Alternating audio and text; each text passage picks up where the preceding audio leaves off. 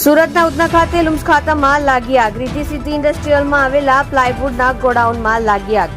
આગ 4 લુમ્સના ખાતા સુધી પ્રસરી. ફાયર ટીમ ઘટના સ્થળે આવી પહોંચી આગ પર પાણીનો મારો ચલાવી કાબુ મેળવવા કવાયત હાથ ધરી. સત્ય માટે હંમેશા સત્યની સાથે જોડાઈ રહો. આ સુરત ન્યૂઝ ચેનલની સાથે.